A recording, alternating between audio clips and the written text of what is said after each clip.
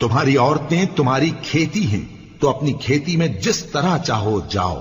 اور اپنے لیے نیک عمل آگے بھیجو، اور اللہ سے ڈرتے رہو، اور جان رکھو کہ ایک دن تمہیں اس کے روبرو حاضر ہونا ہے۔